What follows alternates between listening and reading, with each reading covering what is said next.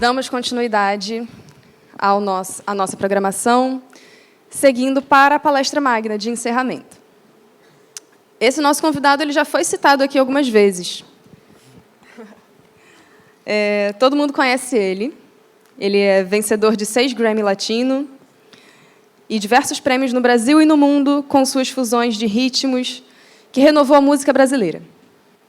Pouca gente conhece o lado dele que é botânico, autodidata, que é colecionador de orquídeas, ou, como ele prefere se denominar, ele é um orquidoido. Ele é apoiador engajado de grupos socioambientais, que transformou a música em uma ferramenta de conscientização para causas que defendem o meio ambiente. Quem será? Conselheiro diga aí, Tião. Conselheiro da Fundação Tamar, é parceiro também do SOS Mata Atlântica, WWF, Whiteness, Rainforest Alliance, ONU, Conservação Internacional, Greenpeace, entre outros. E a Guardiões do Mar, ele apadrinhou o projeto USA. Essa história de conexões com os manguezais e a Baía de Guanabara começou em 2014. E é o que vocês vão conhecer agora. Pode vir, Lenine, ao palco? Seja bem-vindo. Seja muito bem-vindo à nossa Manguetown. E o Pedro, novamente, para acompanhar essa conversa. Muito obrigada e fiquem à vontade, o palco é de vocês. Não faça isso não, cara. Mal cheguei. Boa tarde, gente. Prazer enorme estar aqui. Embora fiquei um pouco temeroso quando descobri que era uma aula magna. Esse nome é incrível, tem um peso gigantesco, mas esclarecer para vocês, sim, do meu engajamento com o ser humano e a adequação dele em todos os meios ambientes, isso é uma coisa que sempre me preocupou. E fico feliz de poder, de alguma maneira, falar um pouco sobre isso. Seria mais fácil para mim se eu tivesse um violão e pudesse cantar para vocês. Mas não é o caso. Enfim, estar aqui, mais uma vez, com Pedro, que é um parceiro, a gente se encontrou na vida e sou um admirador profundo do seu trabalho, Pedro. A gente tem essa consonância pelo fato de eu ter sido criado e até os 21 anos eu vivi em Recife. Recife é uma cidade de manguezais. Ela foi criada dentro dos manguezais. E eu tive, na minha formação, o tempo todo, essa polaridade. A 2 quadras atrás de onde eu morava, você tinha um mangue. A 2 quadras na frente, eu tinha um mar. E, então, essa relação foi muito profunda, o que me aproximou imediatamente com o trabalho do Pedro, porque tem o foco no mangue também. Que mais eu poderia dizer para vocês na apresentação? O fato de descobrir muito cedo que a música que eu faço é uma espécie de crônica que eu faço do tempo que eu vivo. E descobri que eu podia, através dessa música, fomentar e reverberar o que eu chamo da turma do bem. As pessoas que estão dedicando suas vidas para a melhoria do ser humano e do planeta.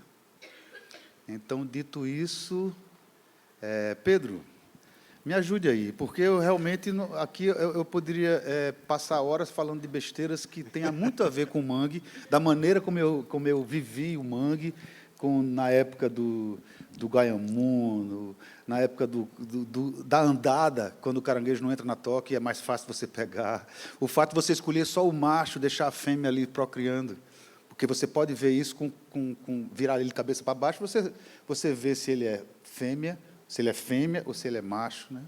Isso tudo tem a ver com a minha vivência dentro do mangue, o que nos aproxima muito. Sem sombra de dúvida. Lenine, a gente já esteve juntos em várias ocasiões, e além dessa sua relação com o mangue, você tem uma relação... Eu costumo dizer, gente, até num dos aniversários de Lenine, eu fiz uma postagem, o Lenine tem uma coisa, ele conversa com você olhando dentro do seu olho. Isso é um diferencial de um ser humano, né? Que eu gosto muito de fazer. E ele te olha na alma, porque ele é esse ser de verdade. E eu me lembro de uma fala sua, Lenine, que eu acho que para a gente respeitar o meio ambiente, a gente precisa respeitar primeiro a gente, né? E para a gente se respeitar, a gente tem que ter tido alguma inspiração na vida. E você fala de uma relação com seu pai que eu acho muito interessante. Então, como é que foi essa história para você chegar a ser essa pessoa que leva a sua luz para tantos outros, né? Ai, que bom. Bom, realmente, sim. Eu sou um felizardo porque tive essa possibilidade de ser criado, formado por duas pessoas muito à frente do seu tempo, meu pai e minha mãe. Meu pai, um ateu, que era seminarista, estava para se transformar em padre, se apaixona por minha mãe, larga a batina, vira um ateu, e mais do que isso, me ensinou que você não precisa acreditar num ser supremo para identificar e perceber o divino. Ele fazia questão de falar sobre o divino, nunca sobre o Deus, mas sobre o divino.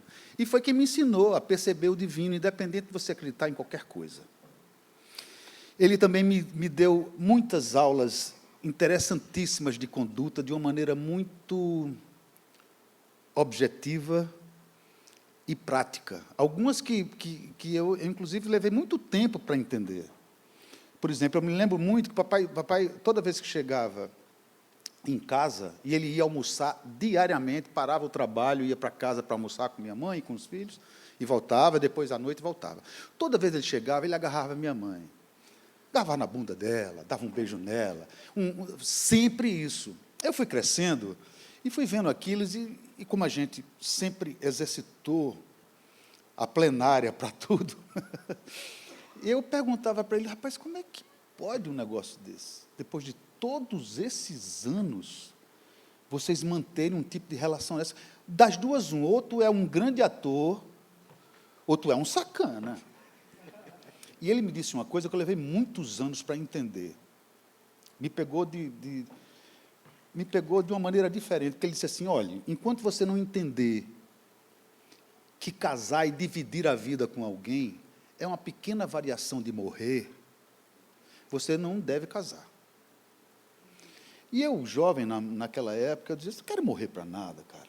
Que história de morrer, cara? Eu quero nascer para outras coisas. Evidentemente que depois de 45 anos de casado e sofrendo dessa perversão, digamos assim, porque 45 anos de amor e de tesão é uma certa perversão. E ele reverberou na minha cabeça tudo aquilo que ele falava. E ele tinha toda a razão. Porque você, quando abre mão da sua individualidade solitária e passa a dividir a vida com alguém, isso é uma espécie de morrer para algumas coisas, mas, fundamentalmente, é nascer para outras coisas. E eu só pude entender isso muitos anos depois. Meu pai tinha essa sacada genial, eu me lembro muito, eu passei muito cedo para a faculdade de engenharia química. Quando estava 3 anos e meio, já faltando um semestre para eu me formar, eu tranquei a faculdade e resolvi que vinha para o Rio de Janeiro. E como a gente tinha... A história da plenária é verdade. O lado do almoço era o lado sagrado de minha mãe, que ele respeitava muito. Ela fazia oração, ele deixa ela, porque isso faz parte do ritual dela. Mas, no jantar, a gente tinha plenária para tudo, Pedro. A gente discutia tudo lá. E eu deixei para falar o que eu tinha feito na hora da plenária. Então, aquele silêncio, eu digo, olha, eu tenho uma coisa para falar para vocês. E, olha, eu conhecendo meu pai e minha mãe, eu tive que me preparar para isso. Então, todas as possibilidades de respostas que ele poderia dar, eu estava municiado de argumento para defender o que eu tinha feito. Mas eu não estava preparado para o que ele me disse, cara. Porque eu disse, tranquei a faculdade, estou indo tentar música no sudeste do país, estou indo para o Rio de Janeiro. Aí teve um silêncio e eu me preparei, disse, agora vai. E ele disse para mim o seguinte, ele olhou para mim e fez, e por que demorou tanto? Naquela hora, eu fiquei sem argumento. Eu fiquei completamente sem argumento. E entendi imediatamente toda a responsabilidade que ele jogou na minha mão. Disse, cara, você passou 3 anos e meio fazendo uma coisa que você podia estar 3 anos e meio investindo no teu sonho. Então, se meu pai teve isso, eu sou o que sou, muito por causa desses dois, que me ensinaram infinidade de coisas, dessas maneiras bem... Por exemplo, ele foi a primeira pessoa que eu ouvi dizer assim, quando alguém chegava, que tipo de filho... Aliás, ao contrário, que planeta você vai deixar para os seus filhos? Ele respondia, que tipo de filho você está deixando para o planeta? Então, meu pai tinha ele conseguia jogar para a gente, primeiro, estimular na gente a curiosidade. Eu sou o que sou hoje porque sou um ser curioso. Eu quero saber de onde as coisas vêm. Não me satisfaz só dizer, não, eu quero saber, e aí eu vou estudar. Então, ele sempre desencadeou os pensamentos. Eu me lembro ele poeta, e eu cheguei numa plenária daquelas e disse, papai, Carlos Drummond de Andrade, o senhor conhece Carlos Drummond? Daí ele, Drummond, é um grande poeta, mas, olha, só dá para ler Drummond se você antes ler João Cabral de Melo Neto. Eu disse, mas o que uma coisa tem que ver com outra? Tá bom, me dá um livro de João Cabral. Ele disse, eu vou trazer o João Cabral, mas eu vou trazer também, porque para ler João Cabral, você precisa conhecer Augusto dos Anjos. Então, assim, ele desencadeava as coisas e perpetuou a curiosidade que reinava na vida dele nos filhos. A gente realmente é o que é. Nós, foram 4 filhos. Hoje só estamos eu e Gracita aqui, que é a minha irmã mais velha. Mas todos nós ficamos impregnados desses ensinamentos. Impregnados de 3 perguntas que ele nos obrigava a fazer anualmente, perto das festas de final do ano. Eu tinha que responder, o que você faz? Ele perguntava, o que você faz? Por que você faz? E o mais interessante, para quem você faz? Então, isso eu trago comigo até hoje. Eu sei o que eu faço, sei por que faço e sei para quem faço. Isso eu devo a meu pai e minha mãe. Então, eles foram realmente formadores da minha trajetória, foram grandes incentivadores dessa minha loucura de, com 20 anos, fechar tudo e me jogar para um Rio de Janeiro que eu não conhecia ninguém. Mas ele sabia que eu ia me entregar de corpo e alma. Ele me criou para isso, né?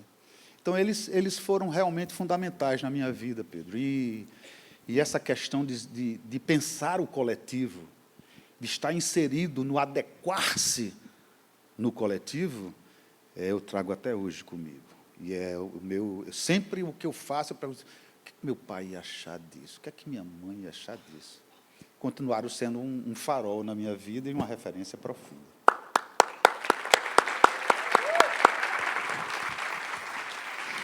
E aí, Lenine, para quem você faz, né? Em 2014, 2013, você começou o projeto Encontros Socioambientais, Música e Sustentabilidade numa Nota Só.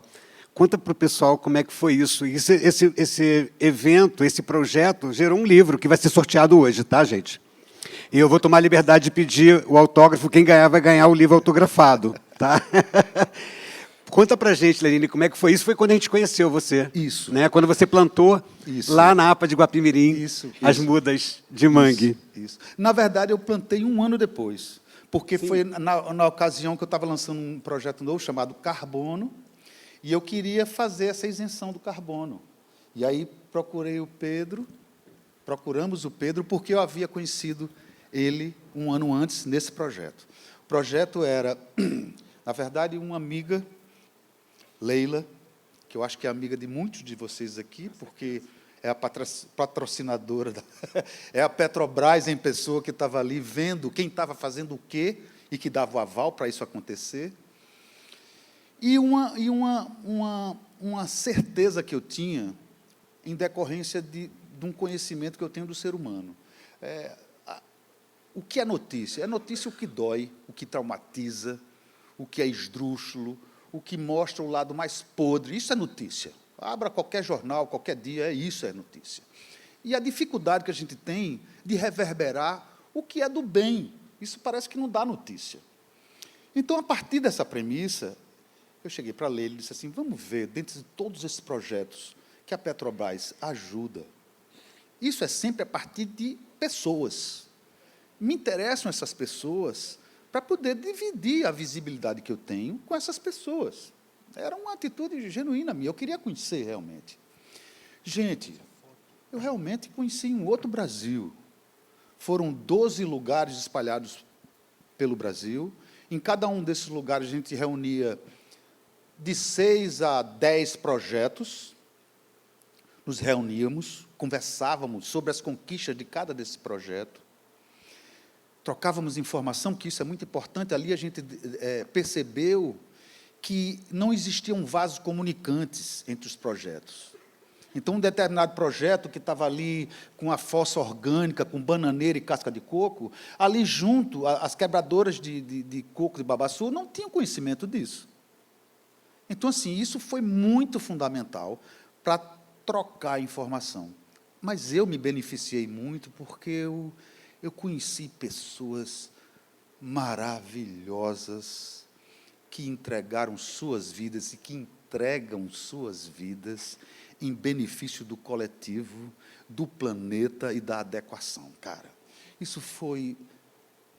Eu digo a vocês, eu ganhei muitos amigos. Isso reverberou na minha conduta. Isso fortaleceu as minhas conquistas, fortaleceu o meu pensamento, reverberou de uma maneira tão poderosa que eu me sentia muito sozinho. Hoje eu estou num coletivo muito incrível de pessoas que tornaram suas vidas numa alavanca de melhoria, um trampolim para o ser humano. Rapaz, eu conheci pessoas maravilhosas. Por exemplo, isso aqui eu ganhei do Josias, do Pacto das Águas. Mais de 10 anos que eu não tiro isso aqui, do povo Gavião. Eu conheci o Rubão, da Oela.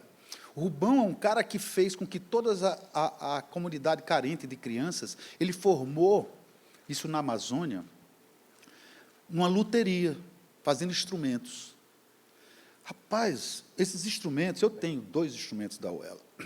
Eles não só são instrumentos impecáveis, maravilhosos, muito bem feitos, como ele tem o DNA de todas as madeiras usadas na construção do instrumento.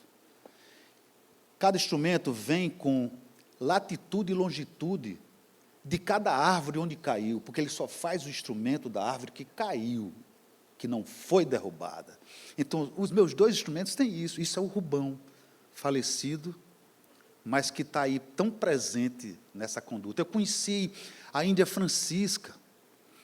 Que pessoa! O Cícero, da floresta, nem sei se ainda existe mais, naquela floresta sustentável de Sapiranga. Eu conheci cada pessoa e cada trabalho tão poderoso que isso realmente não mudou minha vida, mas confirmou a minha trajetória, confirmou o meu caminho e também me deu uma esperança, uma puta esperança. Porque pelo fato dessas pessoas não estarem na mídia e isso não gerar notícia, parecia que não existia. E eu constatei que existe. Olha só. Aí foi quando a gente plantou, né? Exatamente. Isso aí foi incrível, cara, porque alguns anos depois a gente voltou e foi uma dificuldade para achar a minha plaquinha enferrujada. Enfim, esse projeto me deu essa vivência muito especial. Rodei o Brasil, conheci, por exemplo, isso foi muito incrível, em Cruzeiro do Sul, extremo do Acre, os Silva, os indígenas, que todos eles tinham o nome de Silva, e não sabiam por quê, e que, quando eu fui visitar, eles tinham descoberto o porquê do Silva, que na década de 50, um coronel desse, Silva, para aumentar as terras deles, eles dizimaram a aldeia. E esse Silva pegou as crianças de 9 anos para baixo, registrou como Silva e criou como escravo. Isso foi na década de 50 para 60. Há muito pouco tempo. Eu conheci muita coisa bacana. O que eu posso dizer para vocês é que vocês não estão sozinhos. Tem muita gente, olha só. Isso aí já eram alguns anos depois, ó. Alguns anos depois. Então, Pedro foi um desses que eu conheci e que, lógico, pelo fato dele estar ali inserido dentro do bioma do mangue, e isso era uma coisa muito próxima de mim, a gente se aproximou ainda mais. E, bom, eu não vou falar de Pedro, que vocês conhecem Pedro, né? Essas pessoas todas foram fundamentais na comprovação do que eu faço, por que eu faço e para quem eu faço. Tem um vídeo do... A gente vai entrar ainda no que seja agora o último reduto de manguezal extenso, em ainda alguns pedaços ainda virgem e alguns pedaços nesse momento de recuperação que a gente vai ver. Esse é o grande lugar onde a morte e a vida se encontram de uma maneira linda. O berço de grande parte da vida marinha se dá nos manguezais. Essa área foi toda refeita, estava toda destruída. E, simbolicamente, eu plantei uma árvore aí. Vamos visitar ela, vamos ver como é que ela está.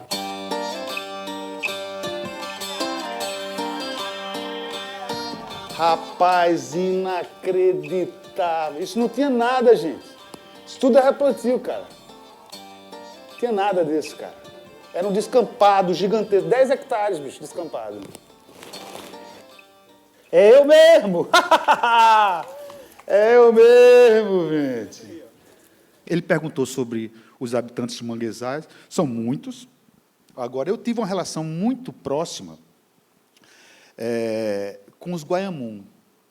O guaiamum gosta mais de seco, né? É menos lama, é mais do barro. Mas a gente pegava, na minha época, novinho, a gente pegava a gente chamava de ratoeira. Uma lata com uma tampa amassada, com um gatilho de madeira, e ela pegava num furo por dentro um tipo de arame com uma dobradura para fazer com que ele não saía, na ponta por dentro uma casca de laranja ou de algum cítrico, e você tampava com elástico, deixava ela aberta na boca de um buraco que você escolhia. Podia ser rato, se você escolhesse errado. Aí, de vez em quando, pegava um rato. Mas, geralmente, você pegava os guaiamum. A gente escolhia os machos. Eu trazia para casa um tipo de uma estrutura que eles... Eu morava muito próximo digamos assim, do lugar onde se guardava todos os utensílios de uma loja muito famosa, chamada Casas Boa Vistas. Elas vendiam tudo, utensílio e tudo. E as caixas que transportavam refrigerador, eu usava aquilo como criatório dos guaiamum. Eu enchia pela metade de barro. Olha aqui, que loucura.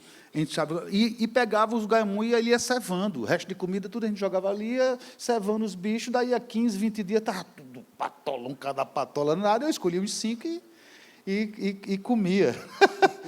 Essa é uma relação que eu tive. E tinha umas coisas também muito peculiares, só quem viveu no mangue sabia. Então, eu descobri que o caranguejo, quando está de andada... Alguém conhece aqui essa história do caranguejo de andada? Pô, o caranguejo de andada, ele não entra no buraco. Se estiver trovejando muito, ele não entra no buraco, não, ele morre de medo. Aí fica mais fácil para a gente pegar. Porque está andando, ele não corre, não entra no buraco, você vai e a pegava.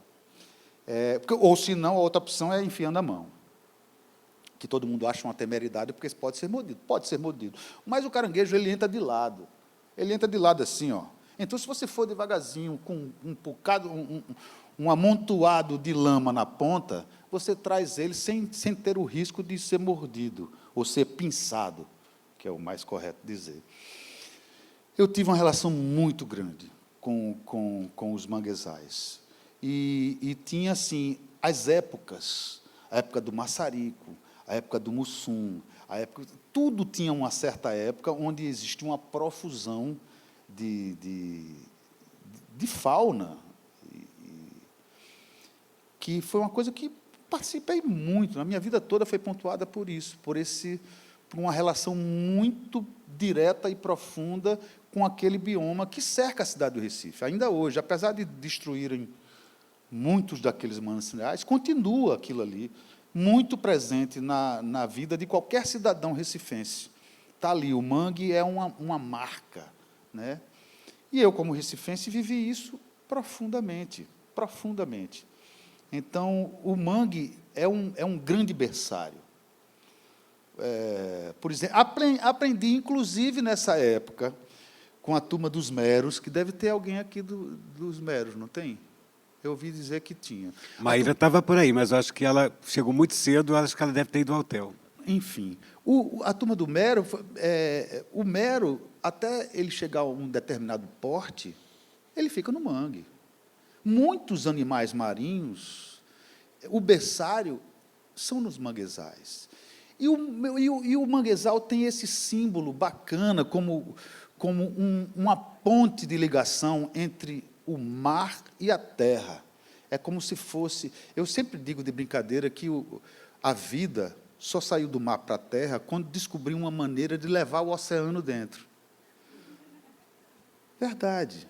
Então, isso fica muito evidente. E o mangue seria o lugar da transformação, o lugar da ponte, ou pelo menos como símbolo. É um símbolo maravilhoso dessa transposição do mar, da vida do mar para a vida na terra, né? Tanto é que a gente passa por esses estágios todos, quando a gente está se formando no útero. Você primeiro é peixe, depois é anfíbio, você passa por toda essa evolução, né? Então, é por isso tudo que o mangue ficou uma coisa muito presente na minha vida, e por isso tudo me atura até hoje. Lenine, a gente tem aqui hoje alunos, a gente tem pescadores, catadores de caranguejo, quilombolas, caiçaras do litoral norte, tem o povo lá do Ecomuseu Natural do Mangue, tem pesquisadores, tem curiosos. E aí, queria que você fizesse uma... Assim como você serviu de inspiração para a gente, né? Eu queria que você desse uma palavra final para essas pessoas, né? Que a gente não está numa bolha. Os manguezais são os repositórios, né? São os berçários. E eu queria, principalmente para os alunos, o que você tem a dizer, né? Que a gente pode esperar desse encontro tão bacana, de tanta gente bacana, e você aqui representando essa união, né? Porque o pessoal, assim, é um artista, mas é um artista que viveu, que nasceu no mangue, e que empresta a sua voz, empresta a sua luz para o povo que vive também no mangue e fora dele, todos aqueles que vivem na luta pela sociobiodiversidade, né? Queria uma palavra final sua para essa galera. Eu não sei se será final, mas eu serei, afinal, eu serei muito justo com a importância que vocês têm. Acho que a importância é fundamental. Acho que a gente está num momento onde fica evidente que a gente, como espécie, pela primeira vez, a gente pendeu a balança da equidade, do equilíbrio. Realmente, a gente interferiu de uma maneira que não tem volta, penso eu. O que a gente precisa, realmente, é tentar fazer alguma coisa para mudar a velocidade com que se está se dando a deterioração de todos os biomas. Todos os biomas. Todos os biomas. E isso é uma questão do ser humano. Ele superpovoou esse planeta, a ponto de não ter volta. Eu realmente estou me tornando um ser misântropo, ou talvez seja um exagero da minha parte, mas o fato de ter um descrédito para com o ser humano, isso está ficando evidente na minha vida, que esse poder econômico vai continuar acelerando até acabar. E o planeta depende da gente, e eu me incluo nessa. A gente precisa informar as pessoas. Tem a ver com a educação. Eu me recordo, chegando para cá, eu fiquei me lembrando do ícone que foi uma foto, na década de 90, de algum canalha que enfiou um canudinho no respirador. Isso tomou conta do mundo, e houve uma campanha, e acabaram com o canudo. Conseguiram isso. Eu fico me perguntando, quem inventou isso? Eu tenho a impressão que pode estar envolvida a indústria pesqueira nisso. E eu vou falar para vocês, eu acho que precisa regular a indústria pesqueira do planeta. Isso tem que ser um movimento global. Porque o canudo nunca foi uma percentagem significativa de poluição para toda aquela movimentação. No entanto, hoje a indústria pesqueira, elas estão a serviço delas, indústrias, fábricas flutuantes. Eles só precisam encostar no porto para entregar o produto já embalado. A gente nem sabe como isso acontece, porque são territoriais, eles estão pescando em lugares que pertencem ao planeta, e ninguém tem alguma jurisprudência em cima desse lugar. Então, portanto, não tem regulação. Cada um dos países em desenvolvimento e desenvolvidos tem a sua indústria pesqueira. E ela está embasada nessas fábricas ambulantes, que têm redes com quilômetros. Essas redes se perdem. Eu sou conselheiro do Tamar, e eu vi algumas imagens do que eles chamam das ilhas fantasmas, que são amontoados de redes, e é indústria pesqueira, isso não tem nada a ver com canudinho, não. Existem lugares onde os oceanos se confluem, as correntes se confluem, que existem essas ilhas, que são restos de redes, muitas redes de quilômetros, que vão formando um estado de podridão, onde cria-se um ecossistema que você, a quilômetros de distância, você sente o cheiro da podridão. Eu vi imagens que você não acredita, e eu não entendo por que isso não vem a público. Bom, eu entendo por que não vem a público. Eu só fico chocado que isso não esteja à mostra para todo mundo, porque realmente o grande culpado, os oceanos estão se acabando, minha gente, e a culpa não é só o plástico é lógico que está, mas a grande quantidade de plástico é jogada pela indústria pesqueira. É a indústria pesqueira, e ninguém tem coragem de falar isso. As pessoas não falam sobre isso. Então, assim, eu dei esse arrodeio todo para tentar falar alguma coisa positiva, e estou falando uma coisa extremamente negativa, mas que a gente precisa olhar. A gente que está metido nesse meio e que tem a preocupação com o coletivo, com o planeta, a gente precisa se perguntar, por que é que não tem regulação? Por que é que a gente não sabe o que acontece? Eu vi as imagens, cara. Ele quer pegar um cardume de sardinha, mas ele pega tudo que tiver em volta. Todos os animais que estão se alimentando e tudo. E sabe o que acontece? O tempo de arrasto dessas redes é tão grande, primeiro, que os mamíferos já morrem. Tudo que é cetáceo, golfinho, morre tudo ali, afogado no seco, imprensado.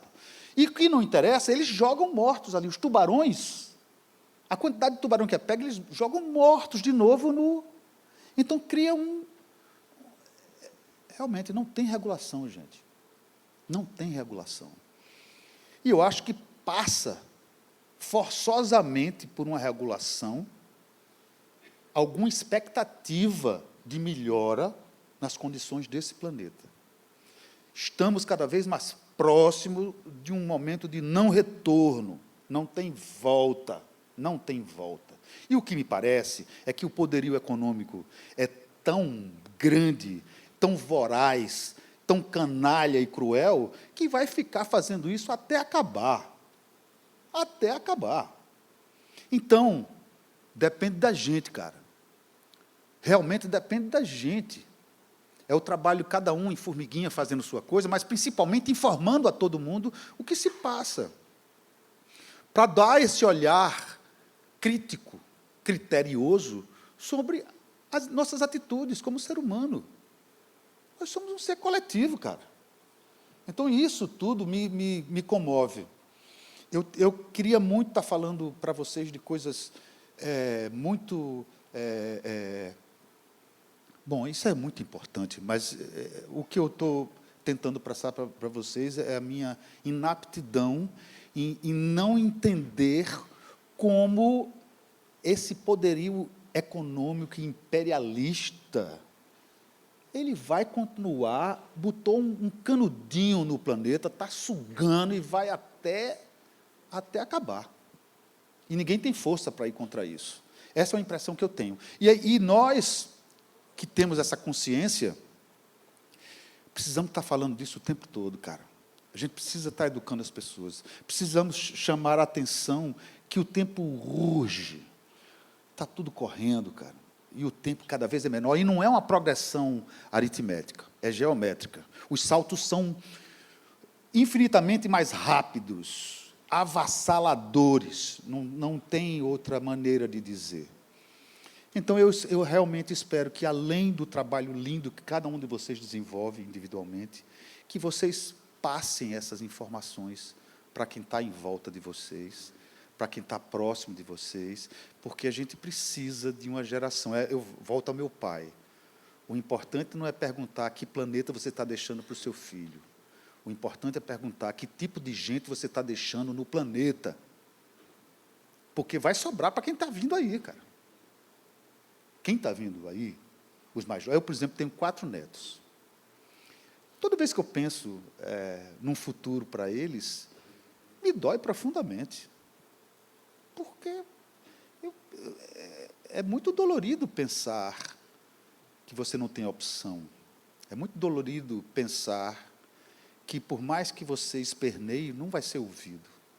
É muito doído pensar que não é notícia a turma do bem. Não é notícia. A gente tem que estar reverberando todas essas conquistas. E isso é Brasil também, cara. Isso é uma grande parte do Brasil. Então, para vocês, eu só queria dizer o seguinte: continuem. Continuem sonhando e produzindo. Continuem pensando no coletivo. Continuem doando a vida de vocês no intuito de melhorar a vida de todos.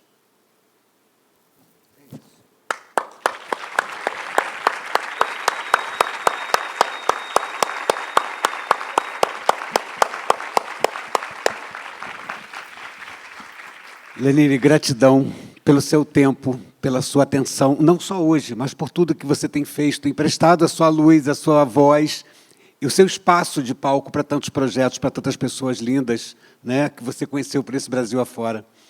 A eterna gratidão dos Guardiões do Mar, né, por você ter também jogado a sua luz sobre nós e nos permitido, né, a acontecer e reverberar também.